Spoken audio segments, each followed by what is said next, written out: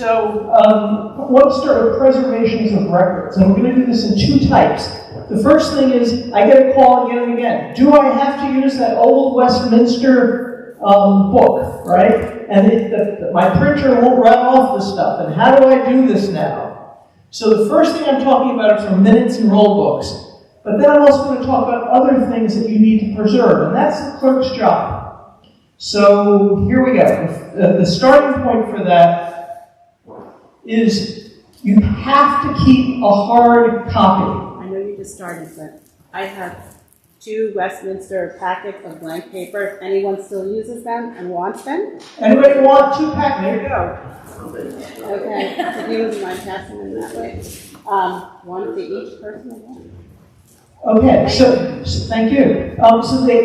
So I get the question, well, we do our minutes digitally, and we send them out digitally, and we keep them in a digital format. Do I really have to do anything else? The answer is yes. All right? And this is a denominational, what I've given you is the denominational answer. So don't say, well, I don't understand why. It's because the denomination says so at the moment. That may change somewhere down the road, but it hasn't right now. So what does it have to be on? Any acid-free paper. All right? Any acid-free paper. It does not need to be on the paper that Mariah just gave away. It can be, that's fine. And if you have a way to run it off, that's fine. It also has to be in a sturdy binder. Does it have to be in the Westminster binder? No. All right? Sturdy binder, and I apologize for those of you over here, I have my back to it. It's the only way I can see the screen. A sturdy binder and acid-free paper are the requirements. You need to, for the hard copies, and even if you don't do this when we exchange minutes, for the hard copies, you need to make sure the signatures are all there. So if you have somebody other than your pastor moderating, some of you have moderators that come in on a regular basis, they need to sign that set of minutes. All right, so you need to figure out a way for them to do that. And if there are things that need seals, then the seals need to be put on those pages as well. That's more unusual, that we will need the seals now. But once in a while, there are documents that come up that need the original, needs a seal. And so you would add those as well. Can I ask you a question? Sure. You said that signing. I thought they only need to sign the congregational. They do need to sign congregational meeting, but you need to sign this. When I mean signatures, I mean everybody's signatures. If you have somebody come and moderate your meeting, they need to sign the minutes. I'm not talking about session. You're asking about whether they have to sign session minutes? Yes. I should clarify. If you're bringing in a moderator from outside to moderate a congregational meeting, you need to have them sign that meeting. You also need to sign that meeting. And part of the reason for that is a lot of our congregational meetings are 2 types of meetings. They're ecclesiastical and they're corporate. Right? And the corporation, the religious corporation, the ministers are not members of that corporation. The clerk, therefore, is representing the corporation when they sign. So for a congregational meeting, you need both signatures. If you're not there for a congregational meeting and you have a clerk pro tem, you need to track down that signature. Now, for the minute exchange, when we exchange electronically, you can just say, I've got the signatures, and the other person will believe you, right? But for the actual hard copy, you need to put that down. Minutes, rolls, and other records need to be in a binder all the time. They need to have numbered pages. Your preference, how you do that. When you start a new binder, you can start with page 1. When you start a new binder, you can just keep going from the other pages. So we have congregations that this past year were on page 3,251. And we have congregations this year starting with page 1 in what they exchanged for the year. Both of those are fine, as long as they're numbered. You can have blank pages, but you must put an X through them or label them intentionally blank. All right? So that people know that there's not something missing in that spot. Now, so that's the basic minutes. Now comes the bigger question. I get the call all the time. do we have to keep, we just found records from 10 years ago, and I want to know if we need to keep them. Well, what kind of records are they? That's the question, right?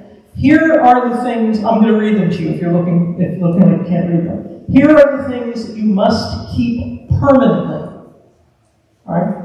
Minutes, registers, annual reports, bylaws and charters, incorporation records, annual budgets, annual audits, annual financial statements. This is not individual financial statements, right? We're not talking about what an individual member pledges. We're talking about the whole financial statement of the congregation as a whole. Manuals or handbooks, newspapers or newsletters that you put into your records officially, brochures or promotional materials, one copy if you're saying we created this brochure when the session is created or the congregation has created this brochure. You need one copy of it to keep it. Photographs that you've referred to, architectural drawings, plots, designs, plans, blueprints, any wills or bequests that come up in your records, and any legal judicial case records. Hopefully you don't have any of those.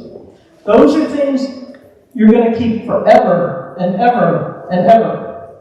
So when you said bylaws, you mean every revision of the bylaws? There should be a copy of every major type of change that you've made to bylaws. So that if somebody looks back at the records from 1995, right, they know what bylaws were in effect at the time that we followed them. All right? So I'm not expecting you as clerk now to run back and find the bylaws if you're a church that began in the 1700s from the 1700s.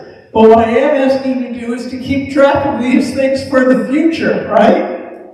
So you know that if you make a bylaw change, that's a good question, Patty, if you make a bylaw change, that you're keeping what the bylaws were and what you're changing them to. Yeah. Can some of these, like brochures, be digitized so that we don't have to keep the physical paper copies? The denominational answer is no. Will they give us a grant for extra space? I'm going to talk about what we can do in a minute. Let's get through the different categories and then we'll talk about that. I just want to make sure I got this right. For newsletter, is it only if it's referred to in the minutes? If it's something that's an official document that becomes something that's going to be used officially. So if you're making a brochure that you're putting down, this is what we're sending out to all new members, and you decide that you need to keep one copy of. So like if we have a monthly newsletter that goes to our entire Yeah, list. technically you should keep a copy of it. Okay. One copy. Yeah, Deirdre.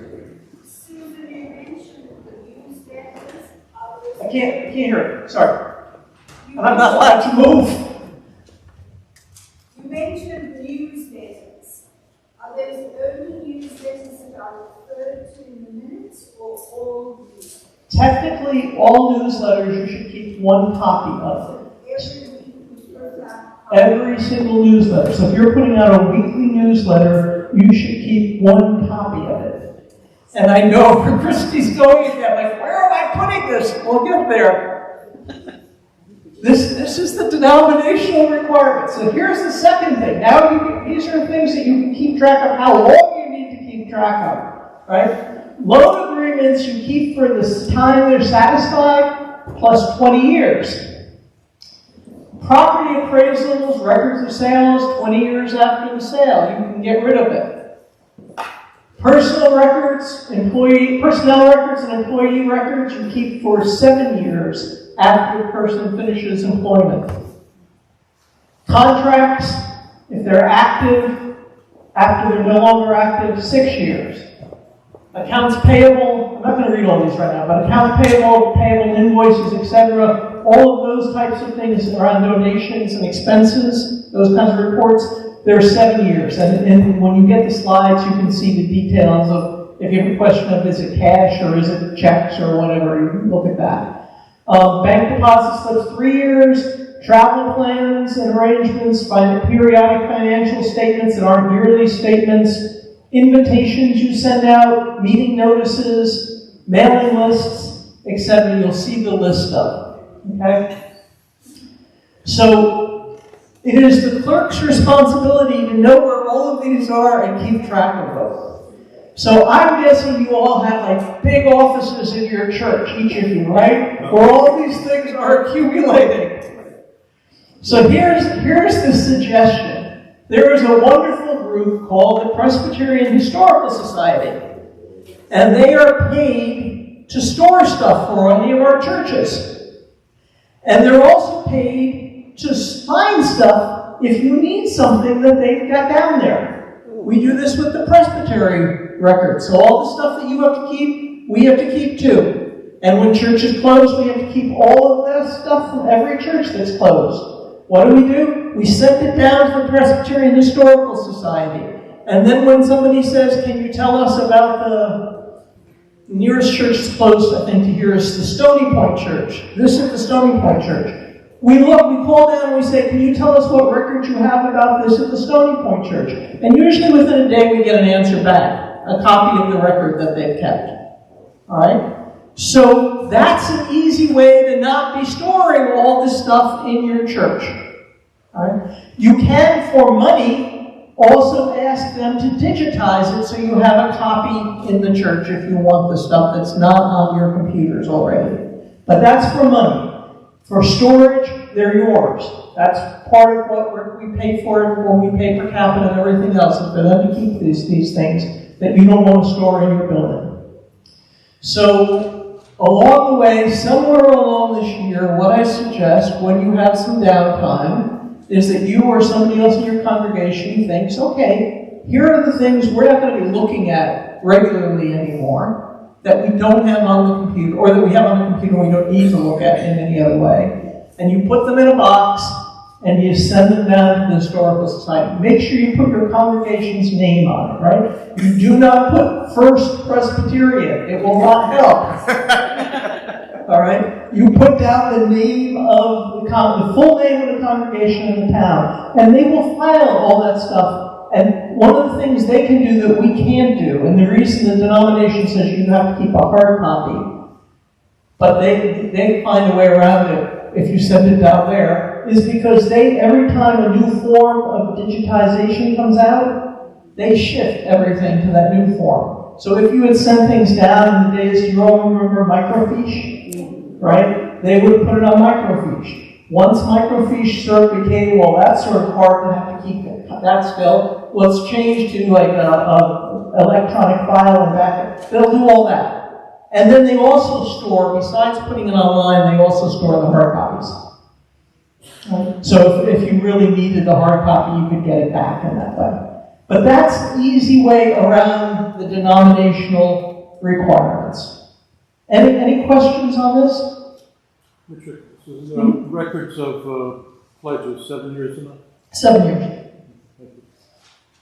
And that's because people may say, I need this for my taxes, right? Exactly. And so that's why you need to keep that for that long. So some of these are governed by what the civil government decides to do, and some of them are denominational requirements. I just have Yeah. a comment. It happened to me. Everybody's always contacting this church looking for baptism records and marriage records. And I looked high and low, couldn't find nothing. I said, maybe starting when First Presbyterian Church of West Haverstraw closed in 1960. Half the people went to Stony Point and the other half came here. And we were charged with selling the property, and we got it. That was a very bad situation. The point is, I looked for these records for 30 years. I'm looking for these people's stuff. And I said, it must be West Haverstraw.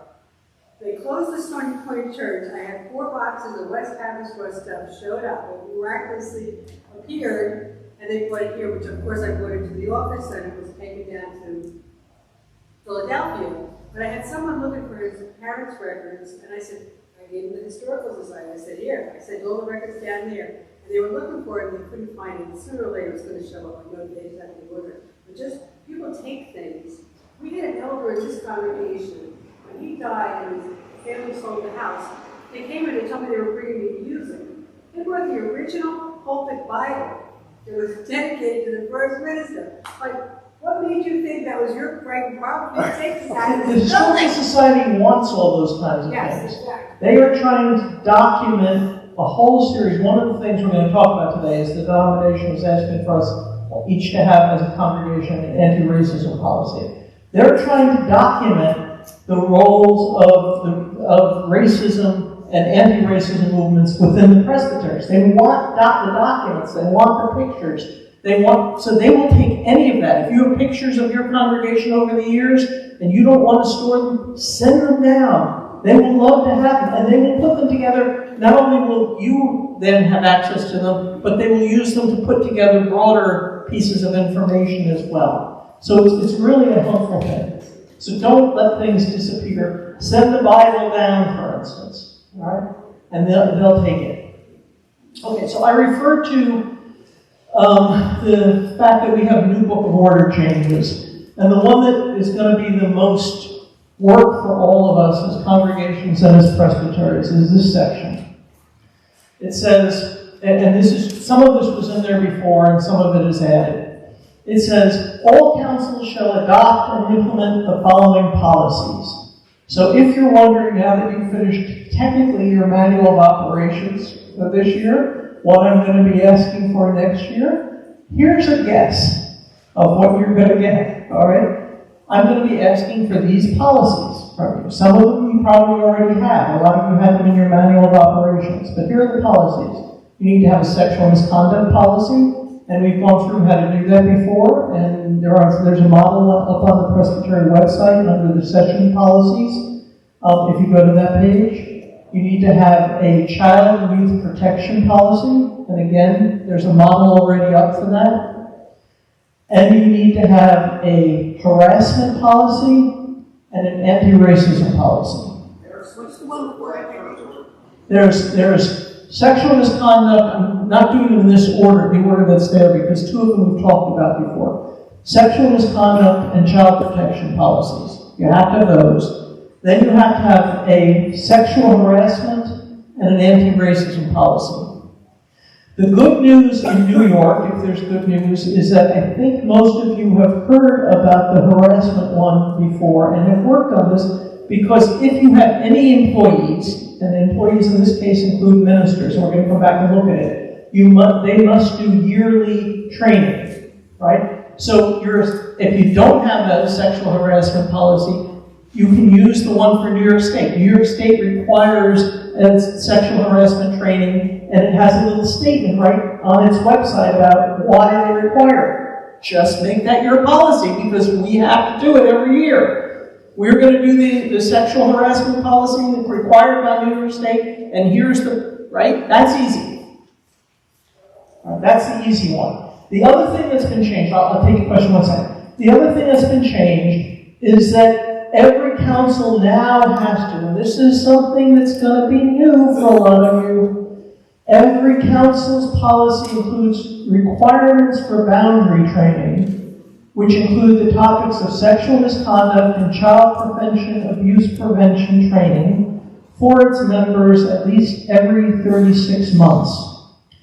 Every council. So the presbytery requires now for every one of its clergy that they have to do these trainings every 3 years instead of every 5 years. But the Book of Order now says every council.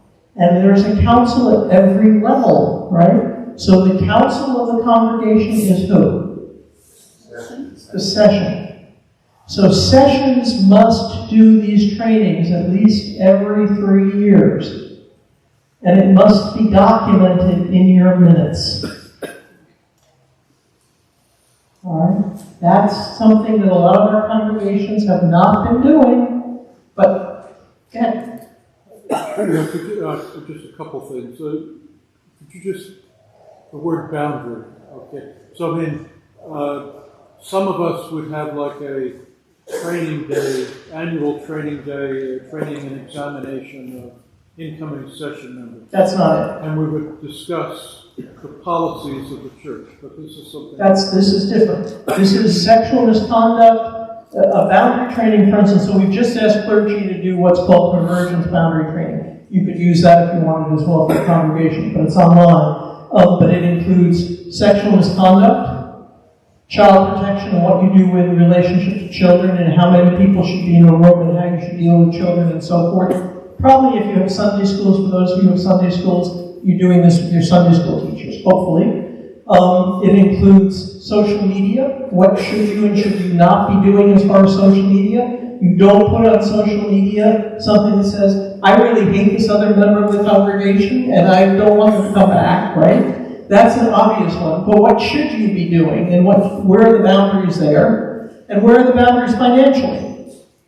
Those are the things that are in boundary training you would be covering.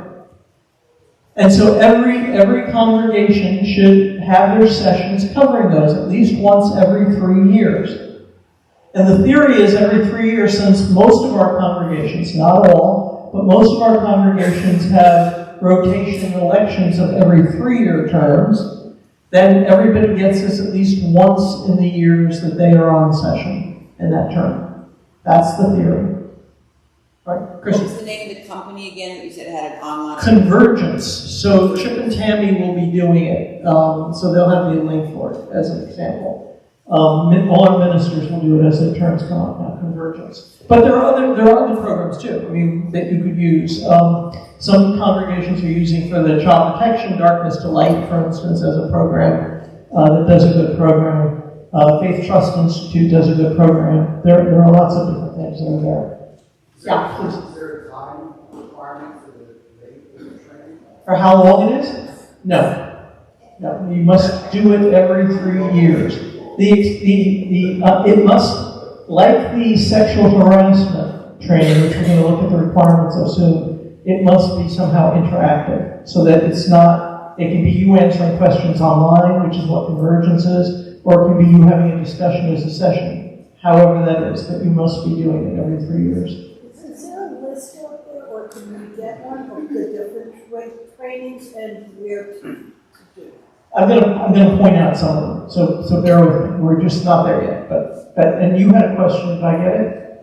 Mine was about the documenting the training of the employees. They often print out that certificate, and we've been keeping that in their employee folders. That's good. But then, for me to prove it, can I just put in the minutes that they're in? yes, at some point you should report to the session. All our employees have now done their training, and it's in their folder, something like that. That's fine. If you have session members who are required to do this training annually in their regular jobs, That's fine. does that? Yeah, that's fine. As long as it's in the same way that you have documentation in their folders, that they've done it that way.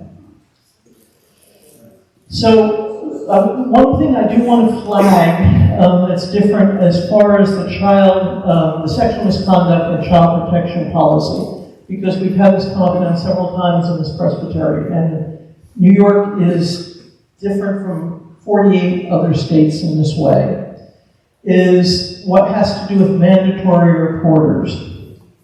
All right, this is section G4.0302, and it says that any member of the congregation that's engaged in ordered ministry, that means ministers, session members, elders, whether a current elder or a previous elder, and a currently serving or previously serving deacon. So if you've been in any of those categories, and any Christian educator who's certified will report any knowledge of harm or risk of harm related to the physical abuse, neglect, or sexual molestation or abuse of a minor or an adult who lacks mental capacity. And then it goes through criteria. All right? In other words, under the Book of Order, deacons, ruling elders, and ministers are what are called mandated reporters. If you suspect child abuse in any way, you must report it. All right? Who are you reporting to? Under the Book of Order. Who are you reporting to? Well, we're going to get to that because New York it's a really good question, and New York is a little complicated. All right. So what I want to do is draw a distinction. There's ecclesiastical reporting and there's civil reporting. Maybe that's the way to sort of begin your question. So you would report it to the ecclesiastical authority if the suspected abuser is Presbyterian. If you have a policy, it may say who you report it to. You may report it, for instance, if it's not the pastor, to the pastor, or in some policies it may be to the clerk. And then the clerk normally would contact me and tell me about it. All right. But the person reporting can also report it directly to the governing body. If it's a minister that you suspected or a commission ruling elder, you automatically contact me if that's who's being suspected. If the alleged abuser is an officer or member of the church, again, usually it would be you as the clerk of session that would be the one it would be reported to. Okay? That's the ecclesiastical piece. That's the easy piece. New York State, to report civilly, is a little more complicated. Under New York law, not all ministers, ruling elders, and deacons are mandated reporters. So, unless you are in a different category, how many of you are, got any teachers in here? You're mandated reporters because you're teachers. Social workers? Any social workers? You're mandated reporters because you're social workers. All right? Anybody who's... Nursing, right. Mandated reporter because you're nursing. If you go to that site, there's a list of like 35 different categories. Right? If you're in one of those categories, you are a mandated reporter when you call to the hotline to say, I want to report. If you are not in those categories, let's say you're a minister, I'm a mandated reporter because I'm a lawyer, right? And I'm a mandated reporter because I teach. But if I was just a minister clerk of session, a minister state clerk, I wouldn't be a mandated reporter under New York. I would be a voluntary reporter. That's the catch. The process is very different depending on whether you're a mandated reporter or a voluntary reporter. The protection is very different whether you're a mandated reporter or a voluntary reporter. Right? If you are a mandated reporter, the follow-up has to be within a very specific period of time that the government has to do. And you are protected by when you call from any kind of suit. If you are a voluntary reporter, that's a longer time period they have to do this, and you are not protected from suit.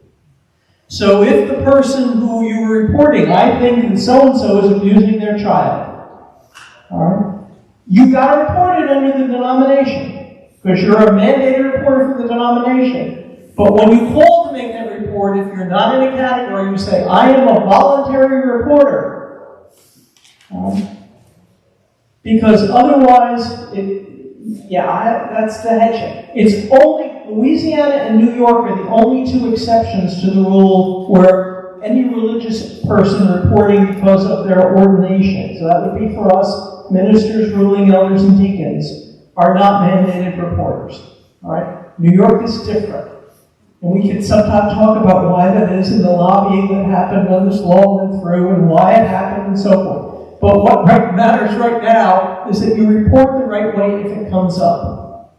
Because it has consequences around, and we've had several people, both ministers and ruling elders, who have had lawsuits brought against them for reporting the wrong way. They thought they were protected and they weren't, and they were voluntary reporters. So, what I want to, let me do this first. What I want to suggest to you with this category is if there is someone who's involved, all right, in the knowledge, all right, that, so there's a teacher that is involved in knowing what's happening, or there's a nurse that's involved in knowing what's happening, or there's, you as the clerk of session are also in one of these other categories, that the people who are mandated reporters, if they already know, should be the one to report. So, a nurse comes to you and says, I was teaching Sunday school the other day, and I think that this child is being abused by their parent, let's say, or by their older brother or sister. Right?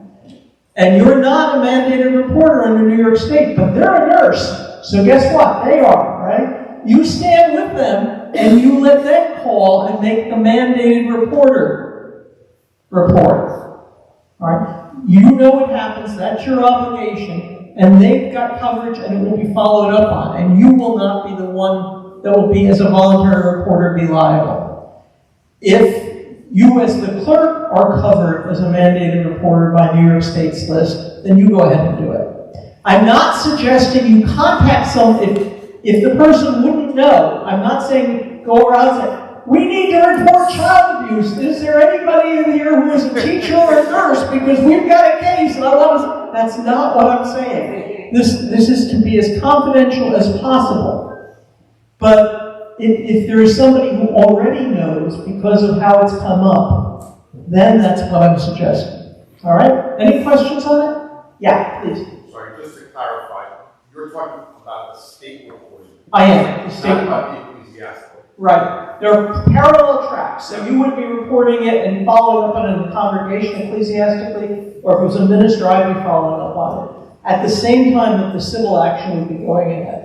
And we're required under New York to be doing both. Okay, thank you. All right? So I have another question. Mm-hmm. Do churches or do the presbytery protect people that are voluntary reporters or not? As far as being covered. If they're being sued, are they protected by the presbytery or the church or not? If they're being sued and they're voluntary? Yes. We have from the minister that was sued, for instance, we supported the minister at the time who was sued and got a lawyer and so forth with him. So the answer there is yes. And the other one, the ruling elder, the case settled pretty quickly. So there was no need to go that far. But yes, you could call me and we'd figure out how to make that happen. That's kind of what I was going to ask. Is what are you liable for? You're liable for slander, liable, people suing you. Right. So the parent or whoever's being accused, the teacher that's being accused, or whoever it is going to say, I didn't do this, and you've messed. The word is getting around, and you've libeled me, you've slandered me, depending on how you spread it. All right. Or if the child has been taken away, or there could be other things. Yeah, Christian. I just wanted to get clear on ecclesiastical. So if a voluntary reporter suspects abuse by session, deacon, pastor, they call you?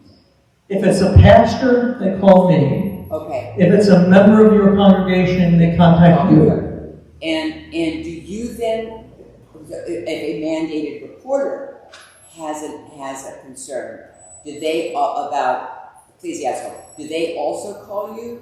Or if it's a minister, you would be doing both. You would call New York State. Okay. And you would call me, because we would begin the religious proceedings around the minister through the PJC and investigation, and at the same time the civil courts would begin the proceedings to see whether CPS needs to come in, all of those kinds of things. Okay, thanks. Okay? Yeah. I know our church has a liability policy separate from the property policy. Yes. And do we all have that? Usually, if the policy is in effect, all the people who are serving on the board, so session members, would be covered under that policy. Now, if you're talking about, notice I said former session members as well, that gets a little trickier. So I was on session 20 years ago, and I now suspect child abuse. Under this section, I am required to report it. Am I covered? The insurance company is probably going to say no, not any more than any member of the congregation would be, which is almost no coverage for something like this. So again, I mean, you're looking that's another reason why better to go for a mandated reporter if there is somebody who is connected with it in any way. It's a quirk of New York, and I want to make sure we work around it best we can to keep everybody. I want to keep the children safe, and I want to keep the people who are reporting feeling like, yes, I can do this because I'm really concerned for that child, but I want to keep them safe too. So that's where we are as far as, yeah. For ecclesiastical, do we only need to report if it's a ministerial or If it's elder position? If it's to report to me, yes, the answer would be you only call me if it's that. Under your policy, it will tell you what you do. Your policy may say you can call as well for somebody else. But generally, if it's an employee, let's say, of your congregation, that's handled within the congregation. Okay, so if it's like a parent, do we need to do anything ecclesiastical, or is that just... If they're a member of your congregation. If they're not a member of your congregation, you can't. And so it would just be, if they're an employee or a member of your congregation, if they're ministry, go to me. If there's somebody who happens to be visiting for a day and you have no connection, you have a responsibility to the child to make sure that you have the right safeguards in effect for children. And we can talk about those if you want at some point. But you don't have the responsibility to do the same kind of reporting for the... Sorry, so I have to step back to the anti-racism policy. We're going to go back to it. Okay. I'm actually going to show you a model. Yeah, because I mean, many of us might have in our policies a one-liner saying we don't discriminate. Right. We're going to do more than that. An enumerated list of things. Right. We're going to do more than that. We're going to do the sexual harassment. I'm going to go through right now the annual sexual harassment training and how you can find it and where to get it and options of that. And then we're going to do the anti-racism, and I'm going to actually put up a model policy that you can start with, so you don't have to create from scratch. You may hate it and want to write your own, that's fine, but it will give you a running start, okay? So the annual sexual harassment training that every employee in your congregation must do, it's required, including clergy. For in this case, an employee includes your clergy. Every year, the training has to be interactive. It has to be consistent with your church's sexual harassment policy. That's a reason you may want to use New York State's basic starting point policy, right? Then it's consistent with it. And it has to include explanations and examples of sexual harassment, as well as your rights, if you're an employee, how you redress it if somebody is sexually harassing you, all right? There are a whole series of different ways to get the training. Most often, your church's insurance company will offer one. You can call them and say, how do I do this? And they'll say, oh, here, sign on to this, and all your employees can do the training. They want them to do the training because they don't want anybody sued for sexual harassment. So that's an easy way to get the training free, all right? After a year or two, I got to tell you, it gets boring doing the same training year after year. They offer the same one again and again. So another option for you is practical resources for churches. If you don't know PRCLI, you should know it. It is a subscription that we pay for by the presbytery for all of our congregations. And every month it runs, for instance, among other things, and sexual harassment training. So your employees can sign on there. You need to put down you're going through Hudson River Presbytery in the name of your congregation. We have all our congregation's names, and they will register you for the workshop. They will give you a certificate at the end. All right? They do it 12 months a year. They offer these workshops. They offer, by the way, a ton of workshops on a whole series of other things. So they offer child protection workshops. They offer workshops on how do you build a church school. They offer workshops, adult Bible studies. You can find a huge amount of different kinds of programs there, all of which are free to you because we've subscribed. So that's another way to get the annual harassment training done. Put your employees on there, all right? Third way is New York State has right up on its website one way that you can watch the slides with the rest of your employees and talk about them, and that will qualify as well. It's a pretty boring presentation, but you can do it. I've done all three of these. Our insurance companies won. And the first year it was interesting. The second year I clicked the same buttons again and again because I already knew the hypos and the answers, right? Of the three, the practical resources changes regularly. So it's a bit more, it covers the same material, but you're on with a group of people. It's a bit more interesting because you've got a group that you're working with. So if I were choosing, I'd go with that one. But you can do any of these for your employees. None of them should cost you a penny. But you need to make sure your employees are doing it, and you need to document it in your session minutes. Yes and yes. Is an organist considered an Yes. employee? How about an independent contractor that's custodial work? I couldn't hear you. An independent contractor. Independent contractors, no. If they're, no. Independent contractors, no. Independent contractors are not, you're not liable to independent contractors. All right.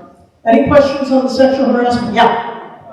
We have Vacation Bible School every summer, and we have sometimes teenagers help most of the elders who are running it. So Are they being paid? are they what? Are they being paid on a regular basis?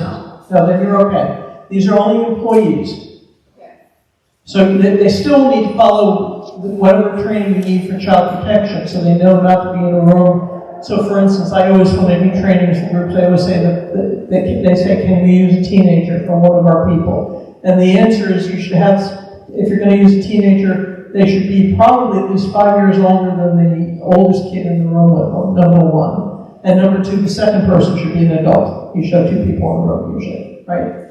But as long as you've met that and they know that policy and they know it's better to have doors open and windows where you can see, that kind of stuff, you're fine for them. They don't have to do this policy. Any questions on sexual harassment? We're good there? Because by next year you will show in your minutes again that you're doing the sexual harassment policy with whoever your employees are, and you will have a policy, probably the New York State one. I'm probably going to see the same thing over and over, but it will be there, right? Okay. So the next thing, to your question, is can we go back to the anti-racism policy? Here's a model for you. I have copied it pretty strongly. The footnotes are at the very end, so you'll see footnotes in here from I actually give credit to the Presbyterian Investment and Loan Program. It came up with a policy for itself that I thought was a pretty easy one to use. And that allowed you to sort of plug and play it while at the same time shaping it to your own congregation. All right? So that's what you've got here. The starting point for this, and you need to write one this year. It needs to be approved by the session this year. So before December, you shall have one of these, this or something else.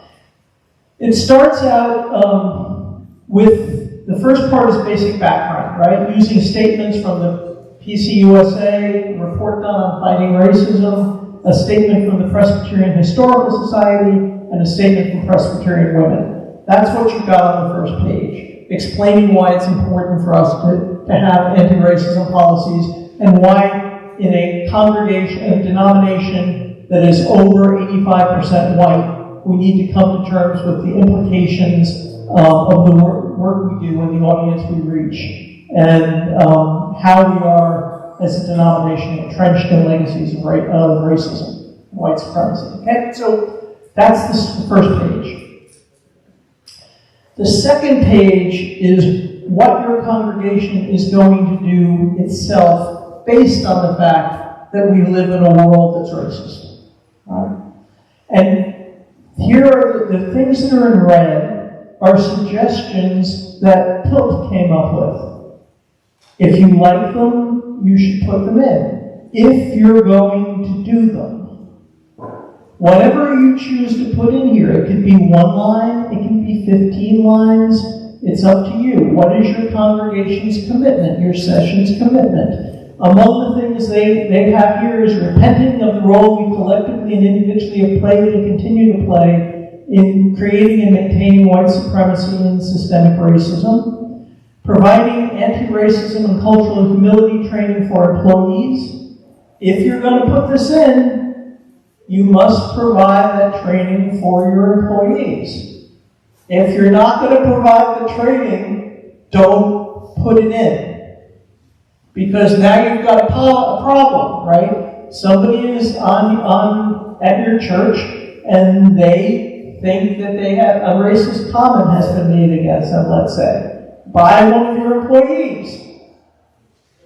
We had this in one of the congregations this year, right? And the answer is, did you do the training that you got? That the employee had it? Well, no, we were going to get to it, but we don't. That's not a good thing. Right? Ideally, you'd have this in and you do the training. So you'd be taking this, but you see, hear what I'm saying? It's more important to put in what you are committing yourself to than what you think looks good.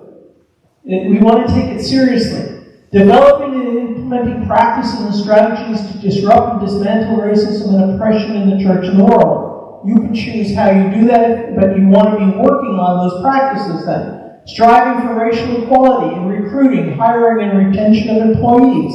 Again, if you're doing that, you're going to want to be able to show that you're striving for that. That doesn't mean I'm just putting it in there and ignoring it. How are you going to make sure that this is being covered in this way? Taking steps of reparation and restoration in response to disparities of wealth created by white supremacy. How are you going to do that if you're putting it in? Acting courageously and creatively against police brutality, voter suppression, educational and healthcare inequities, and other acts and practices of systemic racism on federal, state, and local levels. Again, does your church already do that? We have some churches that do. If so, you've got it made. You can put it in, no problem. If you don't, and you're going to put it in, how are you going to do it? And putting into practice General Assembly directives to build an intercultural church where justice and equity prevail. So here's the reality in most of our churches. And Deirdre's sitting there, so I'll let her get away with this, because her congregation is about as diverse, and where's Nourishville? Yeah, you're right in front. They're about as diverse as one can possibly be, I think. But the rest of our congregations are not really diverse, right? So how, if we're going to put this in, are we going to practice that General Assembly directive to build an intercultural church where justice and equity prevails? What commitment will you make? When the denomination passed this policy, they were asking each of our congregations to think about this. How are we going to do that? That's part of your homework for this year, for you, and not just you, but your congregation. The denomination is asking each of our congregations to have a conversation where we decide, what are we going to do? So, the easiest thing is what I've given you. You've got the policy if you like it, and then we acknowledge the work will not be easy. The statement is collective commitment based on our church at the end. The policy is the easy part. The work that goes with the policy and the conversation you need to have before you choose, if you want to follow this policy, what things in red you're really going to put there or other things you're going to write, is the hard work. And that's the task I've had to go with. Again, sexual harassment, much more easy to add because New York State has given it to us. This is the task this year that's going to be the thing for most churches that's going to be the hardest. And it's not, I can give you the policy, but I can't tell you what your individual congregation is willing or not willing to do. So who's going to have to make sure that conversation happens in your congregation? Guess who that falls to? That's why we're doing it today. Okay, so clerks, this is you. This is not the minister in the congregation, if you have a minister, or the commission ruling elder, if you have a commission ruling elder, or if you're in a vacant pulpit, whoever's stepping into your pulpit on Sundays, this is the clerk who has this task. All right? Other questions on this? So I don't want to hear at the end of the year, I didn't know we were checking this, because it won't be on the checklist for next year, okay? And you can copy the footnotes. A couple other things that I want to cover. The first of them is around property issues. This part's a reminder. The Book of Order says that you have to get written permission from the presbytery if you are going to acquire a piece of property. That's the first thing. It doesn't matter if you're buying it or somebody's giving it to you. You've got to get permission from the presbytery. If you're going to encumber the property, you're going to take out a mortgage, you're you're going to put an easement on there. You're going to let the phone company put a new line through. You're going to let the electric company run a pipe through, or water company run. Those are all easements. All right? You need to get permission from the presbytery.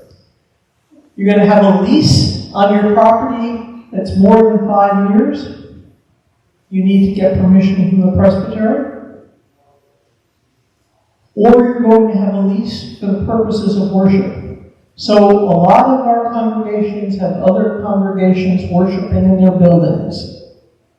If that's the case, you need to have gotten, or if you haven't, you need to go ahead now and get permission from the presbytery for that congregation to be in there. The way you do that is to contact the property committee. That's the group that's going to run this through. In some cases, we'll have to go to the presbytery itself, but in a lot of cases, the property committee has the power to give you the authority. Yes, you can do that. And the chair of the property committee at the moment is Peter Bynum. He is the minister, the senior minister at Larchmont Presbyterian. So that would be who you would contact.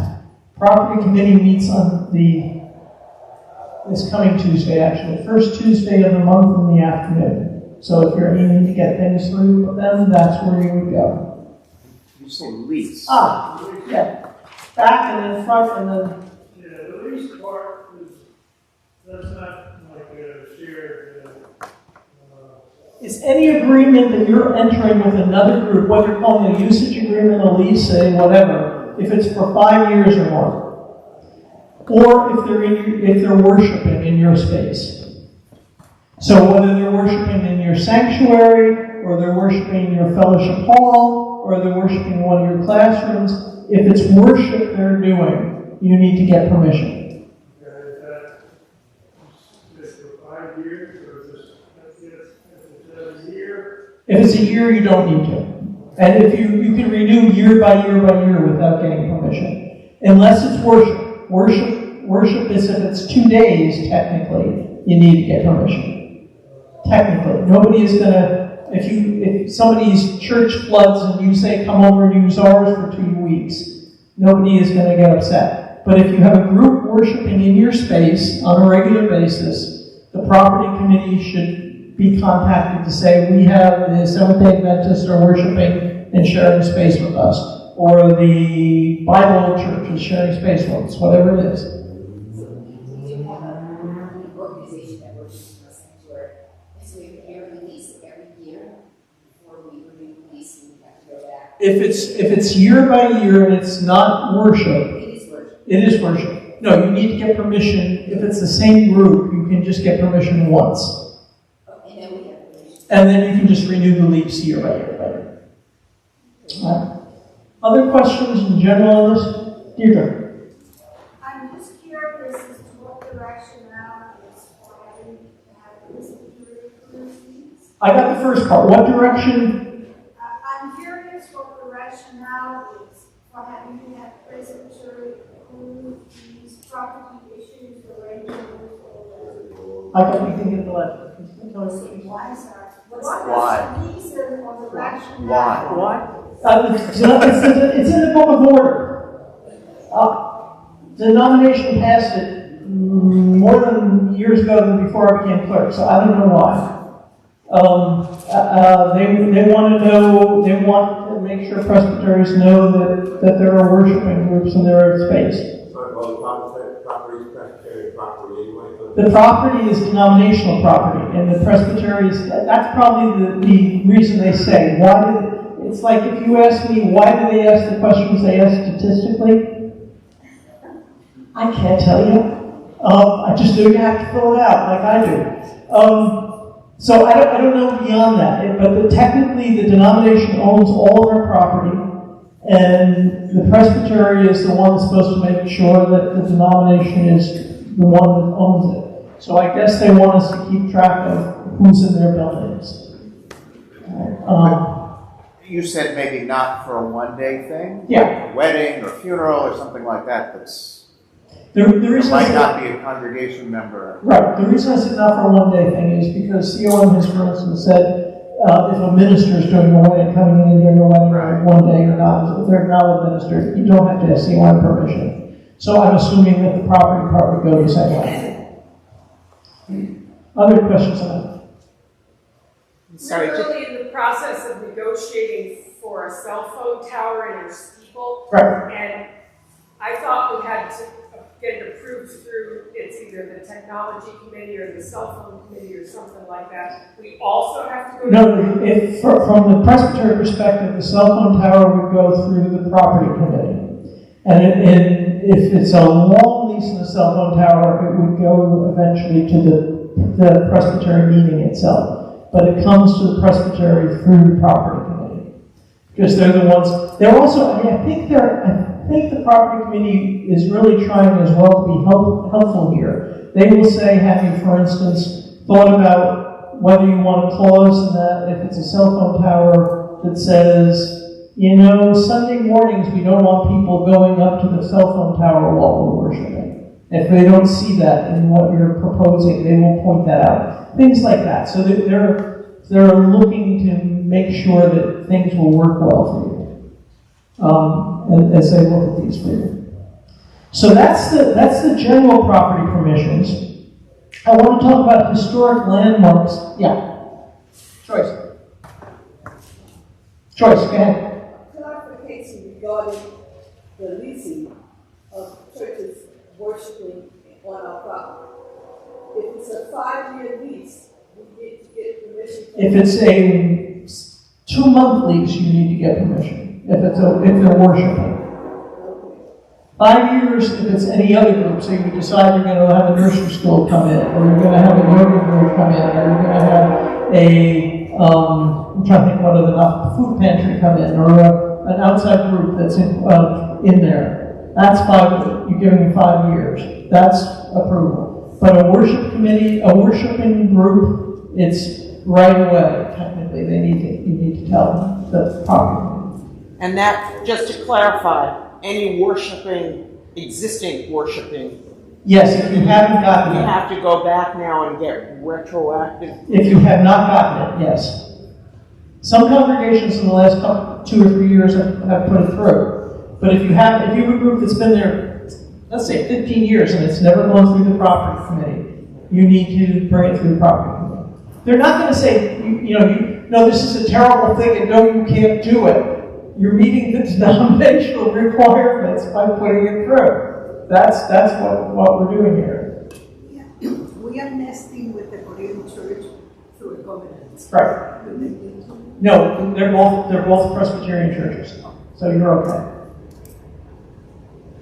Others on this. All right, historic landmark status. No church property should be included in any application for federal or state or local historic district or historic landmark status unless and until the Presbytery both has had a chance to review the application and has approved the application. Right? You can't decide that you're a historic landmark with the state or whatever. You need to bring it through the Presbytery. And the reasons for that there are some real benefits to this. We have a few congregations that are historic landmark congregations.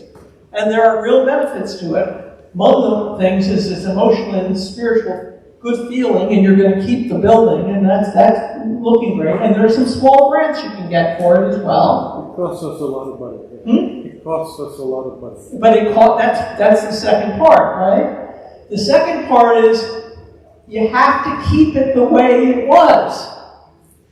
And that's expensive, right? It has to, you can't, we've got a leak, we want to put in new windows. Well, it has to be the matching windows to what's there. You can't change it. You can't make an addition. You decide you need an extra classroom. Or you're going to rent to a different group, and you want them to do renovations. They'd like to move in, but you're a historic landmark. And so you can't change your education wing in a way if it's been approved, that's going to change the footprint of that building. It really can slow down the church's ability to make improvements. Or you want to put solar panels on it, for instance. We had several churches that were looking at that. They're historic, you can't do it then. So please, bring it through. If you're thinking about that in any way, and you want to go ahead, bring it through the property committee. And again, property committee will say to you, here's what we think the positives are, here's what we think the negatives are. All right? So that you can factor it in. Yeah, I'm in the Peak School Church, and we're landmarked individually, but also we're in a local historic district, which is a different thing. And the local district is what has the teeth. Right. Right. Not the National Register. I mean, you can make changes, but you can't use, federal funds to, do that. Right. But yeah, it's been good for us because I wrote a grant we got $25,000 to restore a steeple from the Sacred Sites Committee of the. And that can be, but you've got to weigh the positives and the negatives, and that's with a historic district. You don't have a choice. Right, you're already in a district. And the historic district usually has a lot more requirements than any of the individual landmarks would have. But so you want to bring it through the property. Now, on the property committee, we try to keep people with a wide range. We have two property lawyers.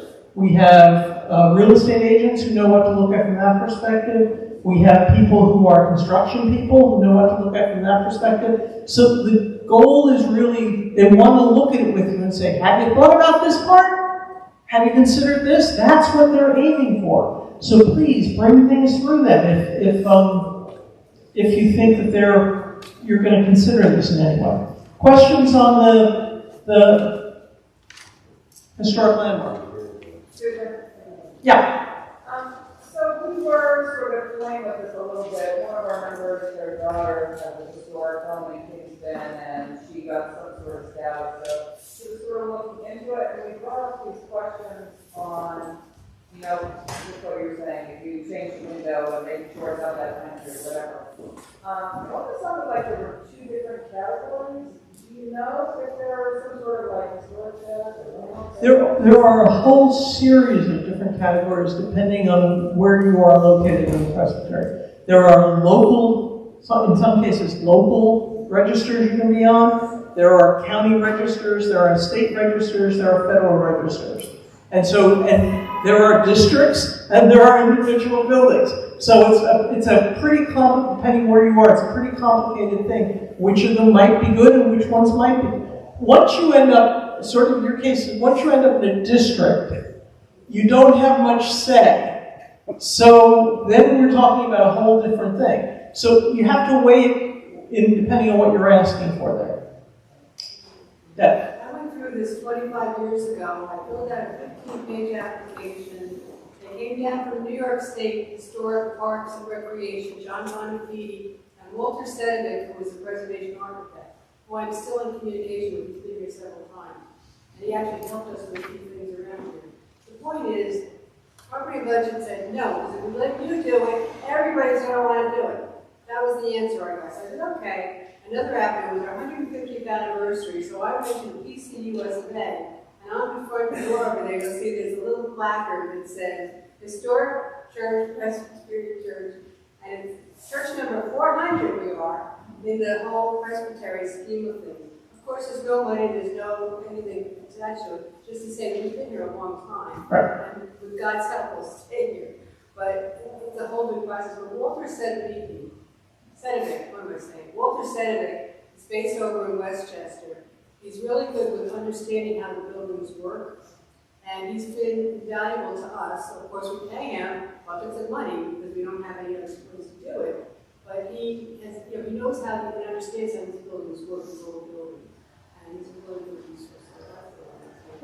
And one of the while you were saying that, one of the things that occurred to me as well is not, if you're doing a landmark status, not the whole building has to be on that. You could do a landmark status, for instance, for a sanctuary, but not for the other part of your building. Or we have a congregation that has what used to be their sanctuary, was one of the earlier congregations that's in landmark status for that building, but their current sanctuary is not in landmark status.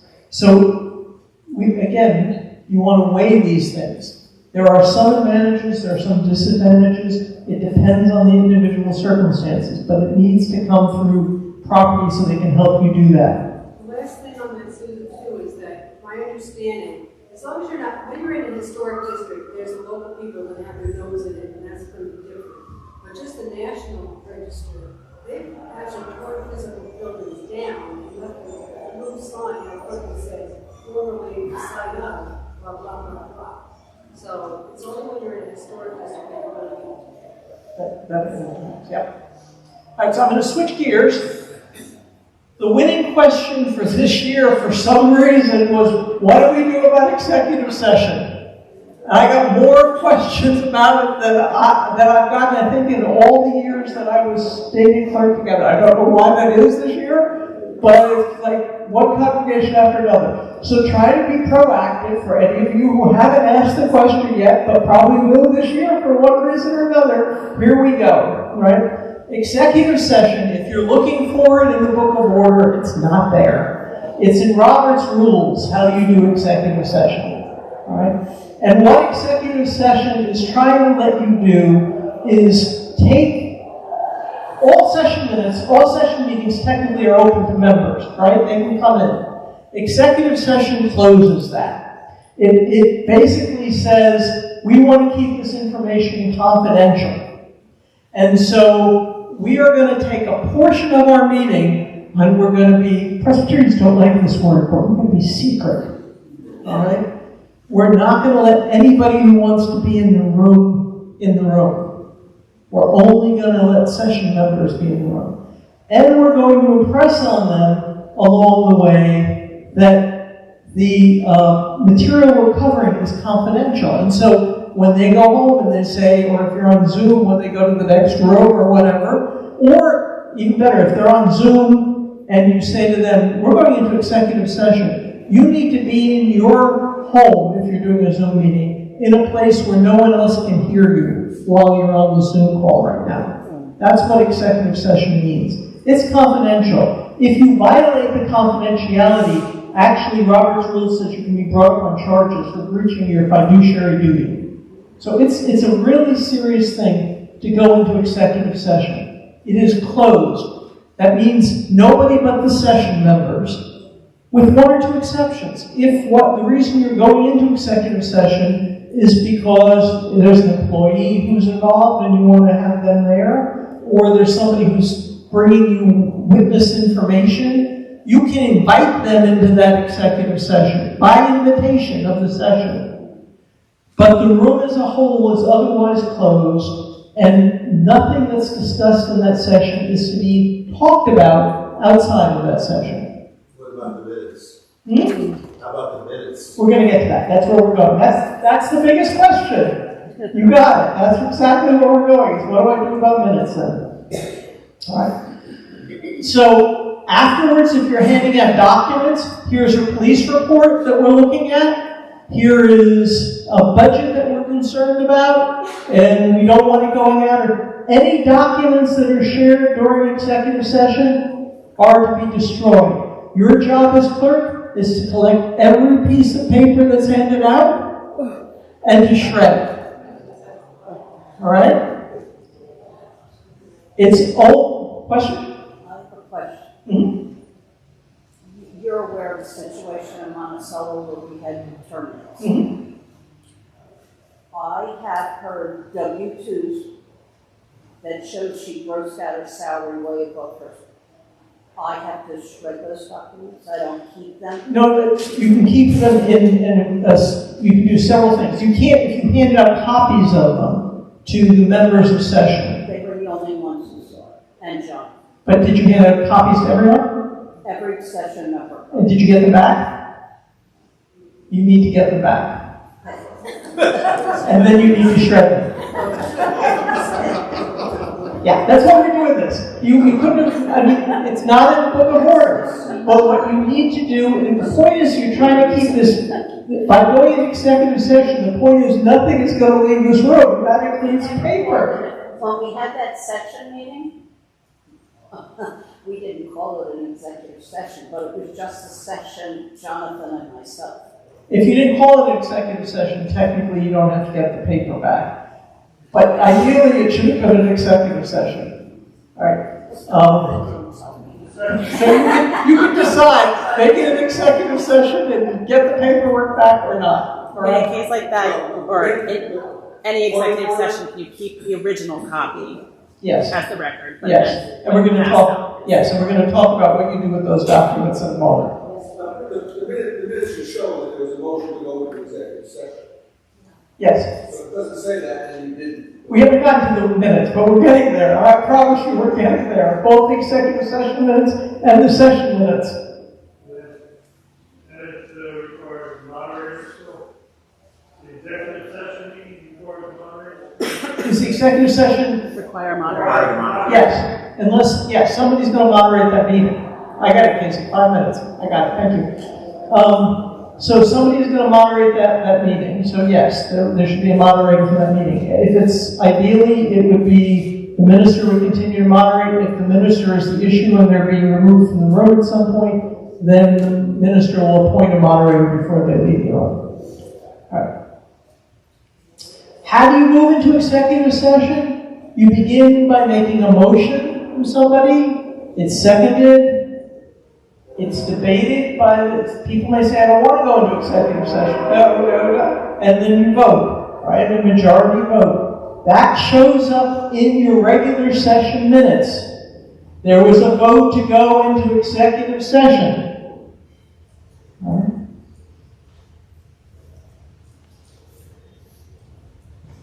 If you're in executive session, can you then take votes? Yes, you can. You can. Robert's Rules allows it. Do I think it's a great idea? Not usually. Not usually. It's not transparent, right? So usually what I say is what the best policy is discuss all the issues in executive session. Figure out exactly where you're going.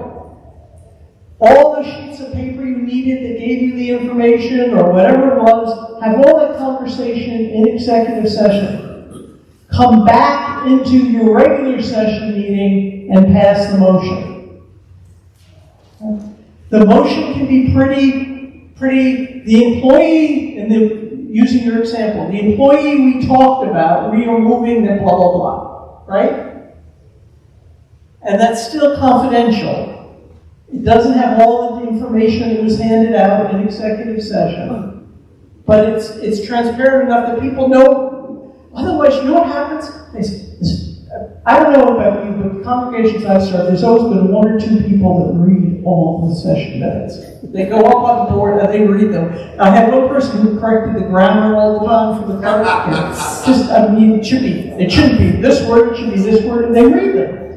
And somebody will see, went into executive session. Oh, do you know what that minister must have done? Oh, do you know what? I saw that one. Did you see what happened in the parking lot? It has nothing to do with it, right? But the speculation is there. And so it's easier to move into executive session, have your conversation, and then come out for an action. And the action, again, can be a general action, but it stops a lot of the rumors. All right? So the deliberations, reasons are, you must take minutes in the executive session. They are separate minutes. They need to be the same way as regular minutes as far as listing who's there, what time you go in, what time you go out, any motions and debate that happened during the minutes, the discussion in executive session. But you don't keep them with your regular minutes. You keep them in a different place. All right? Often because it's confidential, you keep them in some place that is where whoever the clerk is and somebody else will know, but you keep them in a place that's locked up or that's secure in some way. All right? They still get approved by the group was in the executive session.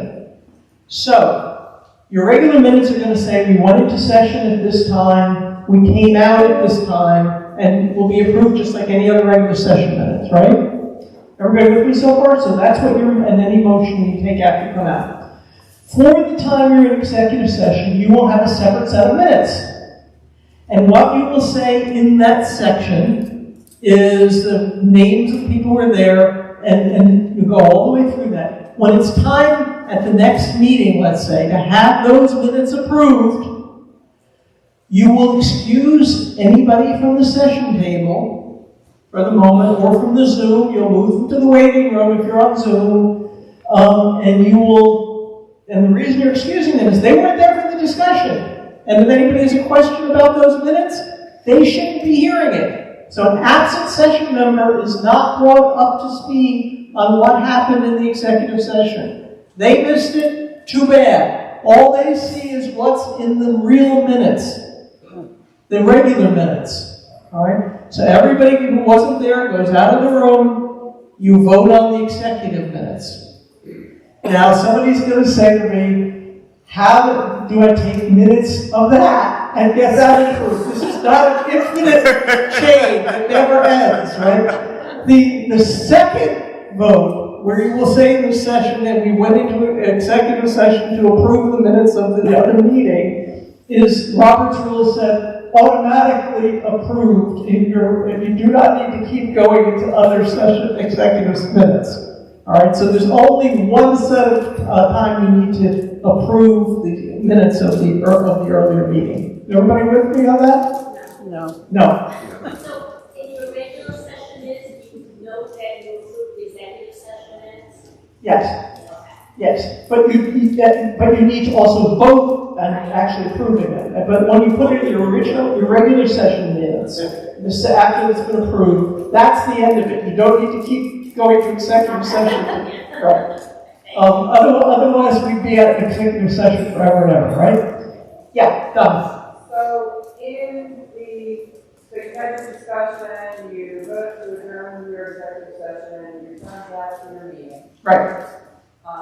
At that point, could you say that motion seconded to whatever action that you already discussed and approved? Right, you would then bring that action. And that John Smith is going to be removed. Right, you would bring that action in, you would vote it in your regular session meeting. And you could put that. And that would go in your regular minutes. And if there were any people that are in the regular meeting, can they also vote on that motion? Yes. So, Yes. Everybody with me on it? Chrissy. Yeah, this is really nitty. Okay. So you said we're going to keep the same kind of sort of information in executive meeting. So who attended who was present for the executive session meeting, even if it's taking place in the middle of a regular meeting. Right. Repeat who was there. Right. Because you may have excused somebody. You may say, you have a conflict of interest in what's coming up. You are excused from this. And it's actually a separate set of minutes. Are we going to also open that session with prayer and close it with prayer? Yes. And note that? Yes. Okay. So we're going to start It's a separate, all over, like it wasn't even happening within a regular session meeting. Yes. But it can be a very quick prayer, right? Because you've already done, I assume you've already done any joys and concerns and all that kind of stuff at the beginning of your regular session meeting. So it can be God be with us as we go into this meeting. Amen. And right? Something like that. And we hope God was with us. Right. It could, yeah, you got it. All right. So this is a way to handle controversial issues that need to be kept close to you don't want rumors going out. I don't know how else to say it. And it's, for some reason, it's come up a lot this year. So. And that stays separate. It stays separate, and that's where the documents go. The one copy of the document that you're keeping would be kept with the executive session minutes. Now here's the irony in this, from my perspective. When you have if you did an executive session, let's say tomorrow, right? When it's time to approve your 2024 minutes, you must give a copy to the clerk that you're trained with to make sure that they're correct too. It's Robert's rules. It doesn't make sense to me, but it is required. And the theory is that your clerk that you're trading with must also then keep that confidential. So if you are trading with and you get a set of executive session minutes, the answer is that if you reveal that, you can also be brought up on charges for a breach of fiduciary duties. Did we have ours sealed in an envelope? And it was That's fine, as long as you know where it is. But the clerk that was reviewing it didn't see that. That she just thought. She just took the envelope. If she's willing to do that, that's okay. Is it okay to still be casual about this in ordinary circumstances? Like, for instance, when we're discussing the pastor's salary, we ask the pastor to leave the room. Right, that's not executive session. We don't go That's not executive we don't session. do anything like that. We Yeah. don't record. That's not executive session. That's just you have a conflict of interest. We do this, for instance, in our council for the presbytery, equivalent of your session. We ask council members to step outside of the room or out of the Zoom, whichever we're on, all the time, because there's a conflict of interest. Right? Because we're discussing the votes of congregations that are asking for things, right? You're from that congregation, you're out of the room automatically. It has nothing to do with you personally, it's the connection. So we do that a lot, that's fine. Executive session is when you're looking, there's an issue that you don't want getting out to the whole congregation in some way, and you're concerned about following up on it.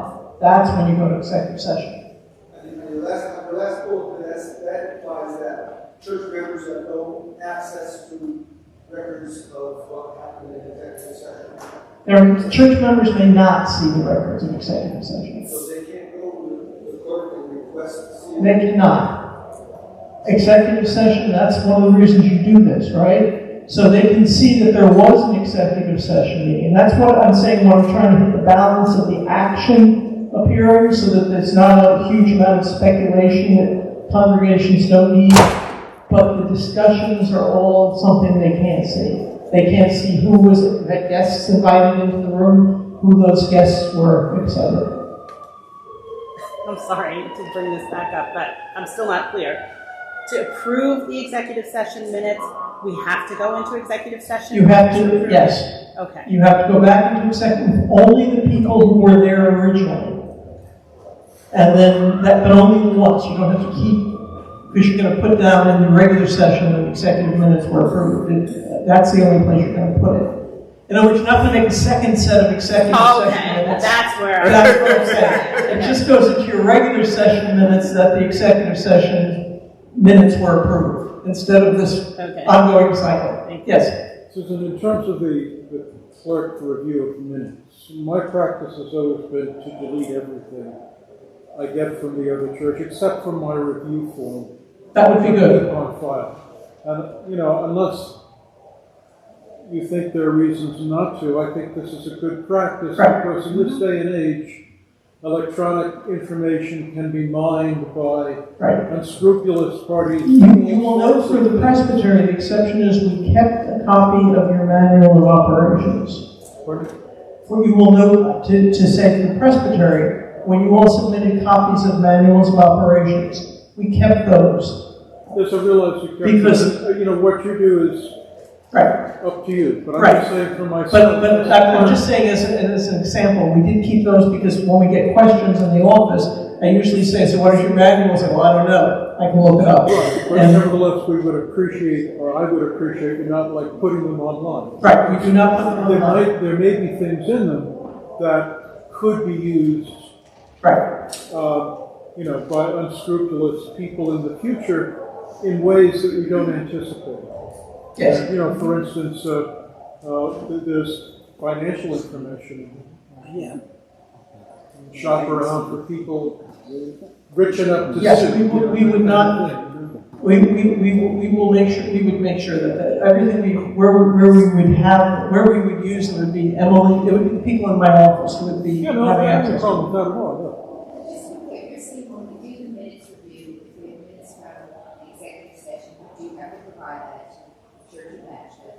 However, when we put the minutes in the binder, those minutes don't go in. They do not go in the binder. They're kept in a separate box or envelope or something and they're not going to be. You're not going to have copies, for instance, if you pass out copies of the executive session approval, you're going to collect them again at the end. Any documents in executive session, the people who were there do not get a copy of those minutes. The only copy is what's in the folder or the box or the storage cabinet or wherever you're putting them. I mean, I think this model is an excellent one, but it sort of harkens back to an age when we all met physically, with sharing around papers. And it's a mess with electronic documents. So you heard even screenshots that you can capture. I mean, you know. So you heard what, that's true, but you heard what I said about if you're doing this on Zoom or something similar, which gets much harder. If you're doing it there, as a clerk, you're going to say when there's a motion to go on executive session, every one of you sitting on this electronic meeting is obligated to be in a place where there's nobody else who can hear what we're discussing. We will take a minute so that if you need to move, you can move. All right? Because too often, I mean, I moderate a series of different session meetings, right? And too often I can hear the TV going right in the background. I know somebody who's watching, other than the person on the meeting with me, is watching that TV, right? It's obvious to me. So there's where you're saying that the TV doesn't disappear. I may say I can hear some background noises that suggest other people are there. Could you please make sure again that you're in a room that nobody else can hear? Or put AirPods. But again, if you're going to talk, I was going to say put your AirPods on. But if you're going to talk, they're going to hear what you're saying, and that's not going to work either. All right. So that's executive session, and it is now. Yes. If you are in executive session, are you allowed to just take personal notes for yourself during executive session? Or you have to just Yep, you'll have to figure it out, depending on what's going on. Okay, but we're going to stop anyway, so we're going to hear that. So you all should follow Deb into the other room. She's going to go first. And you're going to go do Grace. Lunch is served. Those of you who are new clerks, if you want, any old clerks are welcome to, but I'm going to go through the things that need to be done every year for new clerks and how you do them and so forth this afternoon.